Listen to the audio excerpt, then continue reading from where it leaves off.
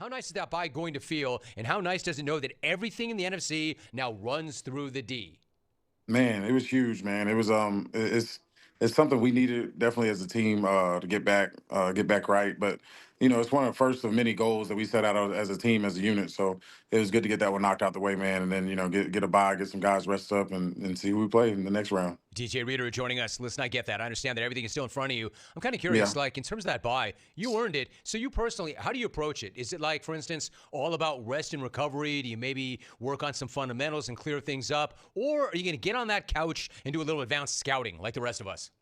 I think you do a little bit of all that. I think you rest and recover for sure. But while you're doing that, I think you watch the games this weekend, see what's going on, watch the film of who you could play, and then just work on kind of this week, just getting your body back right, being ready, working on your fundamentals, making sure everything's not rusty before you go out there, man. Just making sure you feel good going into that next week. You know, when you and I spoke in the offseason and you signed with the Lions, it was obvious you were pumped. You were pumped to be Mhm. joining that franchise. Has it been everything you thought it would be, or maybe even better? Man, it's been even better. I guess it's everything I could ask for, from the coaching staff to the facility to just the support staff and everybody around. I think that's really the coolest part about the place is that everybody's got one track mind to go win, and it seems important to them, and nobody's faking it. Everybody's out there working every day. I mean, is that not like that everywhere you play? Like you would just assume that it is, but it's not, is it? Yeah, I think he was just assuming that it is. I think everybody doesn't work in as cohesive of a unit. I think this is just all one unit moving together, top to bottom, and what they care about upstairs, what we care about, and it's all in the direction of winning. I don't think that I wouldn't say that it's not the direction of winning everywhere. I think everybody just does it different, and so it's not necessarily as connected always as it is here. DJ Reader is joining us. Hey, what kind of a statement do you think the defense made Sunday night against Sam Darnold and the Vikings? And then what was your statement, DJ, for anybody who doubted whether or not your defense can show up the way it did? Man, I think we just showed who we are. We're a unit who, we're coming together. It looks different than what it did at the beginning of the season, but now everybody who's out there has played a lot of snaps with each other, we're starting to figure each other out at the right time. And I think that's just what doubters don't know. Everybody can sit from outside and pick apart. It's easy to do and sit there and throw stones and whatever you want to do. But I think the best thing for us is knowing what we have inside. We kept winning games, and so we just built confidence in each other, and we knew that those things would come. Our coordinator AG, he just built more confidence in us. Our position coaches, they believe in us, and our offense, they're gonna go out there and do what they do. They're gonna put up points, so we're gonna get a lot of opportunities, and I think those opportunities paid off. Hey, DJ, you mentioned doubters. Are there doubters? Like, do you guys, I mean, obviously, as an athlete, a high level athlete, you're going to come up with ways to motivate yourself. Yeah, Is that a way to motivate yourself? Or are there actual doubters? And do I you hear think them? I think there's not doubters. I think there's more second guessers. I guess you would call that doubt, though, right? I guess that falls in the same category. I think what we've done has been great, and we've proven we're a really good team. But we haven't gotten it done to the end yet, and I think that's what everybody's waiting on. And I don't think you get to talk as much until that happens. So it's to be expected. It's what happens, and I think that's just the internal motivation. We know how close we got as an organization last year, and the He motivation has is emerged as that we're meant to slip up again, but we want to keep going and keep pushing forward. I got you. DJ Reader joining us. You mentioned AG, Aaron Glenn. Listen, I get that Mhm. he's going to be where his feet are. I get that he's going to be where he needs to be, but he's getting a lot of run once again as being a potential head coaching candidate. What do you respect Yeah. most about him? What's he like to play for? He's just a worker, man. He puts a lot into it, and you can tell. And he's a really, really good teacher of the game, and along with that, if things aren't working the way that he sees it or we see it during practice that week, he's willing to throw something out or not do something because we don't see it clearly. And no matter what time that is, and that's cool because a lot of times people just want that their plays or their schemes to work. He's understand that it's somewhat about the X's and O's, and it always is. You want to be in great positions, but it's a lot about the Jimmy and Joes out there, the guys out there who are really running around doing things. I do know. And a lot of those Jimmys and Joes were getting after Sam Darnold. That defensive Yeah. front, man, got immense pressure early and often. Rattled to you? Did you feel like maybe he was seeing some of those ghosts again?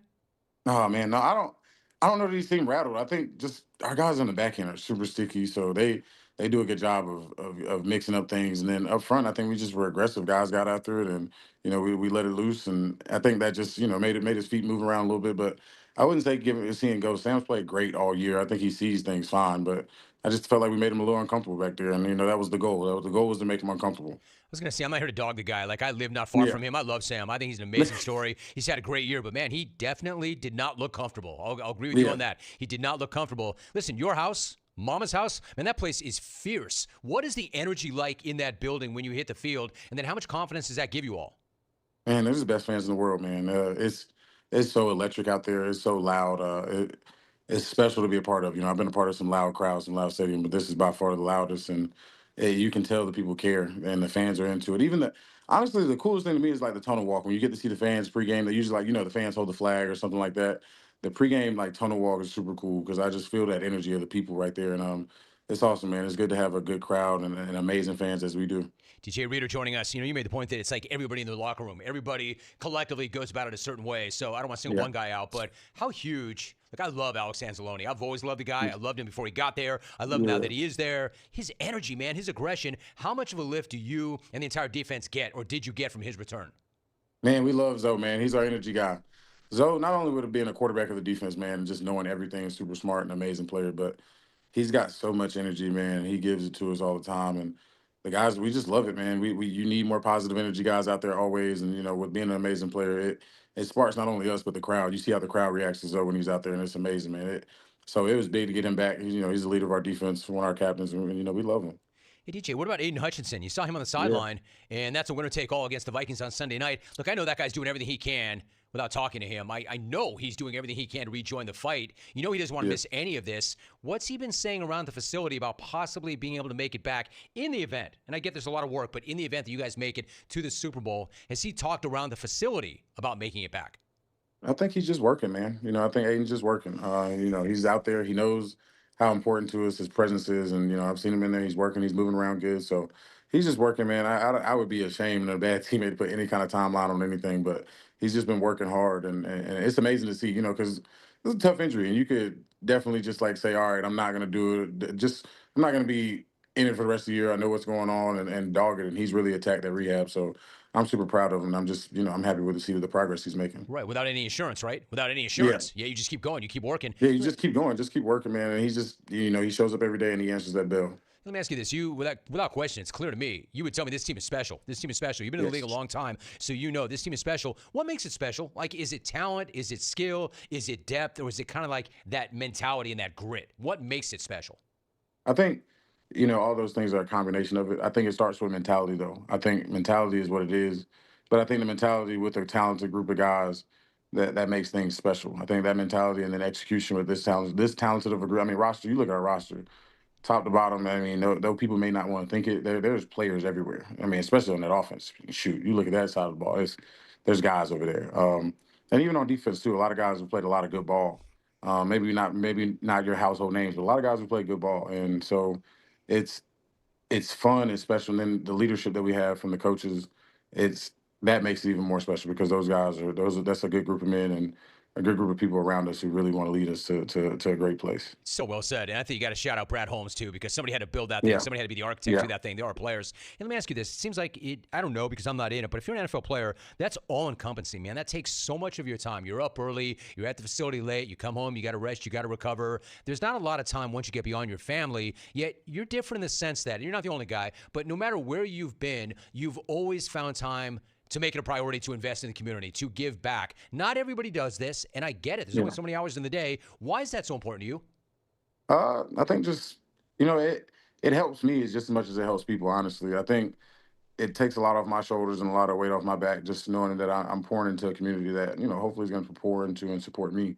But also just a way to pay it forward. I came from a place where you didn't see NFL players all the time coming through, and you don't really get to see them. You get to see people on TV, but you don't get to touch them. You don't get to be around them. You don't get to shake hands or just be around and be inspired.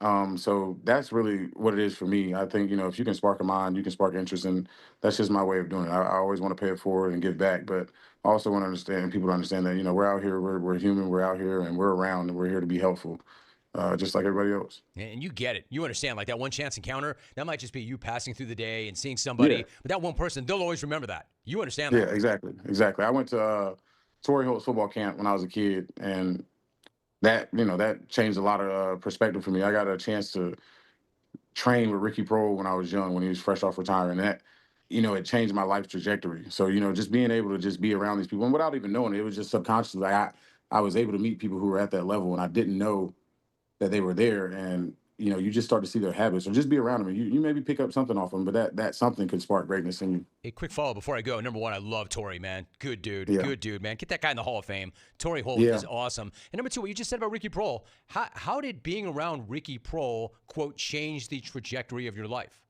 I think getting training at an early age. Honestly, it's so crazy. I was talking to my boy about this. So many kids now they have trainers. They understand it. That they're just even movement pattern. I was fortunate enough. I was taking just hitting lessons somewhere, and I had done some speed and agility kind of acceleration training until then. But I was taking hitting lessons with my guy Mo Blakeney, and Ricky was training his son Austin at the time. And I just so happened like it was at their facility, and Ricky took kind to me, and we worked out that whole probably a year and a half, 2 years together of just working. And just seeing how he worked, how he went about it. I had never really seen, you see guys at the gym and, they're cut up and stuff like that. But I had never really seen a guy cut up being able to run. He's freshly out. Like, he ain't too far removed from playing. So you get to see him run, get to see him really move around. So I'm like, I'm amazed, just in awe. And, it showed me really the work you got to put in to be just where he's at in life, just a professional athlete. And then I thought that I took that work ethic the rest of my life and was like, man, it's kind of cool. I get to see him now, and I know I can really, really work, and maybe this can become a dream. The dream can become a reality. That's such a good story. Like, he showed you how to be Yeah. a pro, and that dude was Yeah. a pro's pro. Ricky Proehl was Yeah. a pro. DJ Reader is a pro. So listen, I appreciate you, big dude, on a bye week, making time to stop by like you always do on this program. Great to see you. Sure. Great to have you. Appreciate you very much, man. Thanks for doing that. Appreciate you, Jim, man. Good to have you, man. You too. I'm glad to DJ, be out here, man. appreciate you, dude. You can do it!